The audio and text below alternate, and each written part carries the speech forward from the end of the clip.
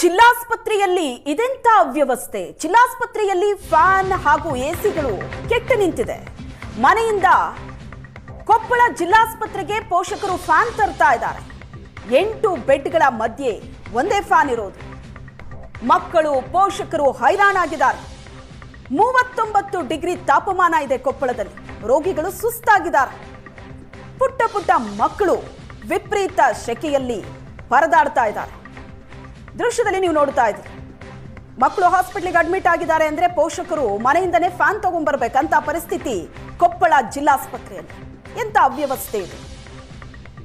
Fan AC ಕೆಟ್ಟು ನಿಂತಿದೆ ಜಿಲ್ಲಾಸ್ಪತ್ರೆಯಲ್ಲಿ.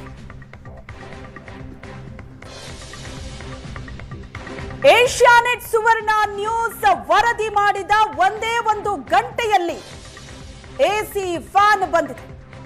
ಐಸಿಯುಗೆ 3 AC, ವಾರ್ಡ್ಗಳಿಗೆ 3 fan ಭಾಗ್ಯ ಸಿಕ್ಕಿದೆ. ಕೊಪ್ಪಳದ ಕಿಮ್ಸ್ ಆಸ್ಪತ್ರೆಯಲ್ಲಿ ಪರದಾಡ್ತಾ ಇದ್ರು ರೋಗಿಗಳು, ನಿರಾಳ ಆಗಿದ್ದಾರೆ. ಸುವರ್ಣ ನ್ಯೂಸ್ ವರದಿಯ ಇಂಪ್ಯಾಕ್ಟ್ ಇದು.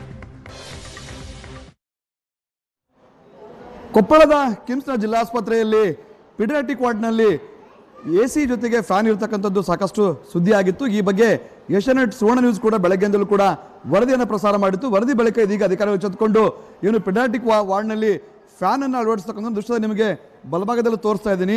ಈ ಒಂದು ಪೀಡಿಯಾಟ್ರಿಕ್ ವಾರ್ಡ್ನಲ್ಲಿ ಬೆಳಗ್ಗೆ ಏಷ್ಯಾನೆಟ್ ಸುವರ್ಣ ನ್ಯೂಸ್ ಅನ್ನು ವರದಿ ಮಾಡಿದಾಗ ಈ ಒಂದು ಫ್ಯಾನ್ ಇರದೆ, ಈ ಫ್ಯಾನ್ ಇದ್ದಿಲ್ಲ.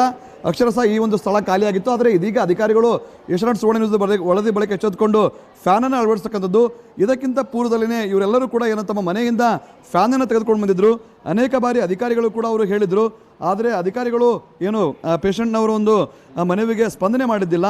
ಹೀಗಾಗಿ ಅವರು ಅನಿವಾರ್ಯವಾಗಿ ತಮ್ಮ ಮನೆಯಿಂದ ಫ್ಯಾನ್ಗಳನ್ನು ತೆಗೆದುಕೊಂಡು ಬಂದು ಇಲ್ಲೇ ತಮ್ಮ ಮಕ್ಕಳಿಗೆ ಗಾಳಿಯನ್ನು ಕೊಡಿಸೋ ಕೆಲಸವನ್ನು ಮಾಡಿದರು. ಯಾಕಂದರೆ ಈಗಾಗಲೇ ಬಿಸಿಲಿನ ಪ್ರಖರತೆ ಕೂಡ ಹೆಚ್ಚಾಗಿರ್ತಕ್ಕಂಥದ್ದು. ಸುಮಾರು 35ರಿಂದ 40 ಡಿಗ್ರಿಯಷ್ಟು ಕೂಡ ಬಿಸಿಲಿರ್ತಕ್ಕಂಥ ಹಿನ್ನೆಲೆಯಲ್ಲಿ ಮನೆಯಿಂದ ಫ್ಯಾನನ್ನು ತೆಗೆದುಕೊಂಡು ಬಂದು ಅವರೆಲ್ಲರೂ ಕೂಡ ತಮ್ಮ ಮಕ್ಕಳಿಗೆ ಗಾಳಿಯನ್ನು ಕೊಡ್ತಾ ಇದ್ರು. ಕೇವಲ ಇದೊಂದೇ ಅಷ್ಟೇ ಫ್ಯಾನ್ ಅಲ್ಲ, ಮತ್ತೊಂದು ಭಾಗದಲ್ಲಿ ನಿಮಗೆ ತೋರಿಸ್ತಾ ಇದ್ದೀನಿ.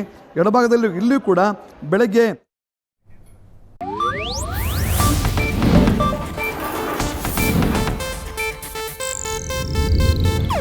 ಇದು ಏಷ್ಯಾನೆಟ್ ನ್ಯೂಸ್ ನೆಟ್ವರ್ಕ್ ಪ್ರಸ್ತುತಿ.